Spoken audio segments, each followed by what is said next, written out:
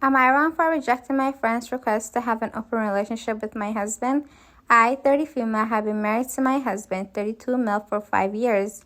We have 2 beautiful kids, 5 male and 6 female, and have a very strong relationship and are happy together.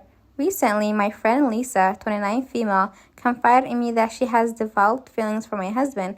She said that she finds him attractive and admires our relationship, and she asked if we could consider having an open relationship so she could be with him too.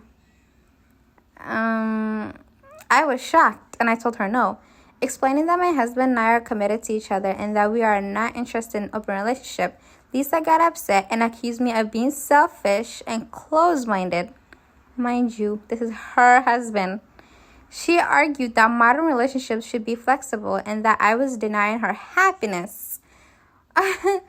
What? Since then, Lisa has been distant and has been spreading rumors in our friend group, suggesting that I am overly possessive and controlling. This has caused a lot of tension, and some of our mutual friends are now taking sides. My husband is supportive of my decision, but I feel guilty for the drama it has caused. So, am I the a-hole for rejecting my friend's request to have an open relationship with my husband? Update. After reading some of your comments, I decided to bring the group out for coffee and I told them all about what Lisa said and the real story.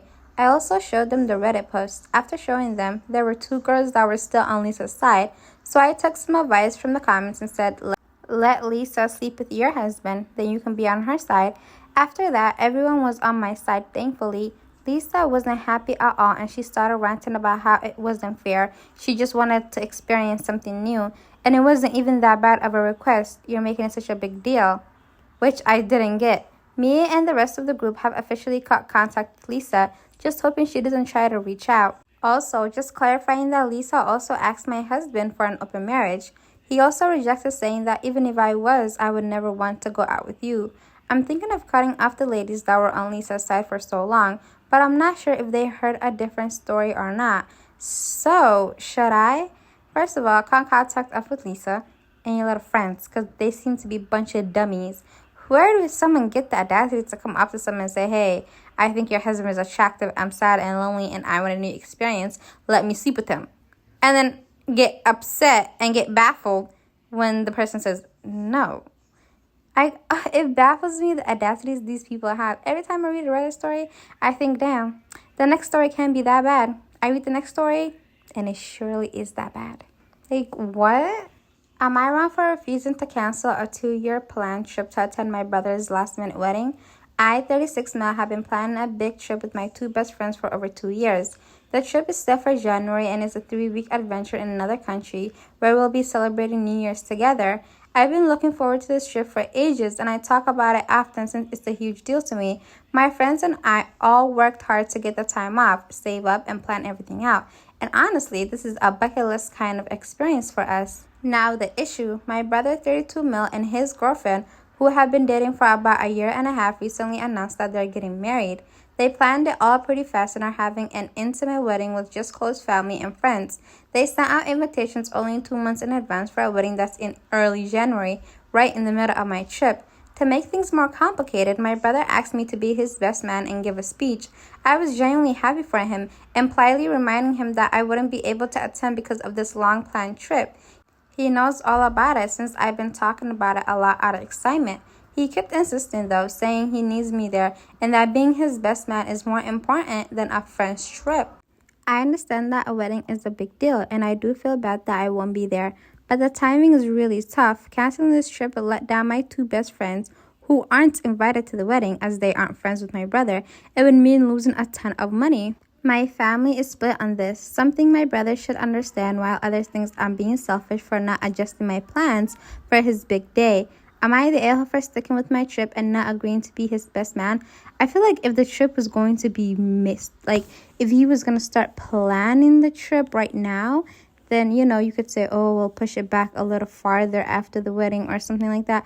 But this has literally, from the sound of it, it sounds like it's been made a long time ago. Like this was a pre-planned thing. If your brother really loved you, he would say, hey, this is very important to my brother. He's spending all this money, all this time. He waited all this time for this very important trip to him. Let's just push back our wedding.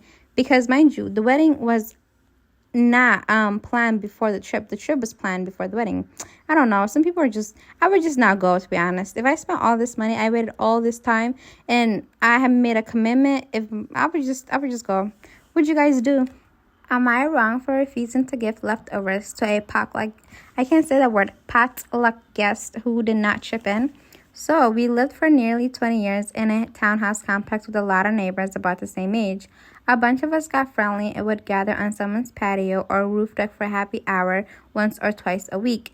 It was understood to be bring your own bottle, so everyone would show up with a drink or a glass of wine and maybe a bottle of wine for their own refills.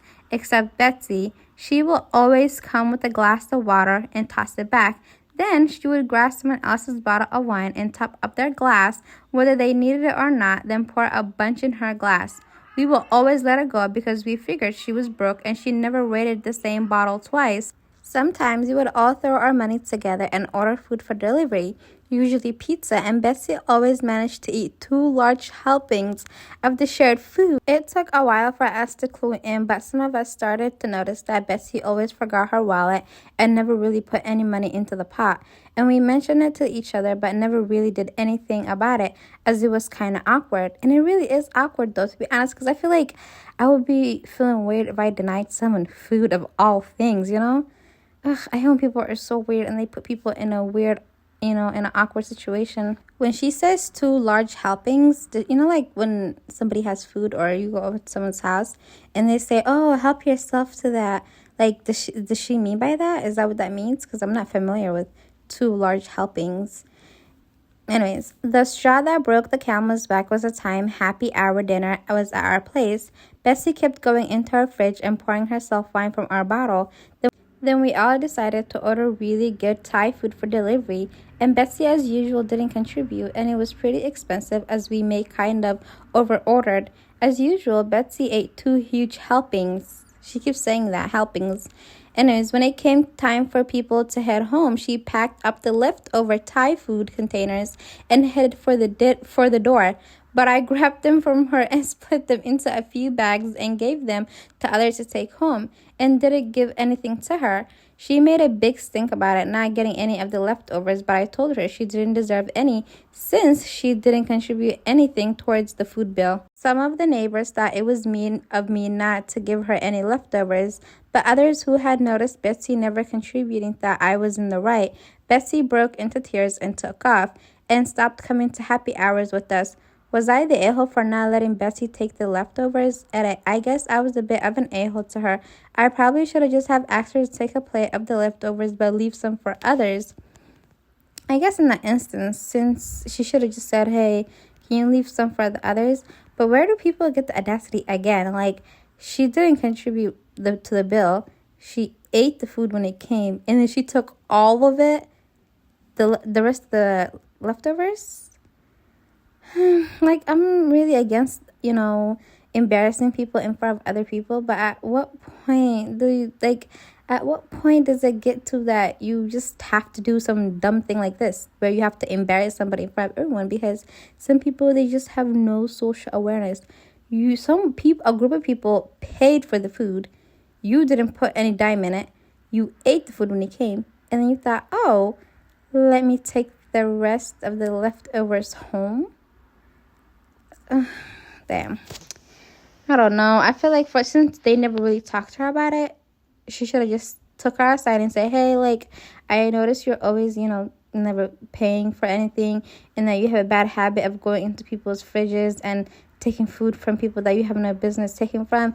Do you mind, like, next time maybe putting some money towards the orders, or maybe bringing your own bottle, or maybe not taking everything that's a leftover home buy for yourself? Like, she should have just talked to her first, because I feel like sometimes when certain people do certain behaviors and no one says anything, they think, oh, like, they don't care, so this might be okay. And truly it's not, but still.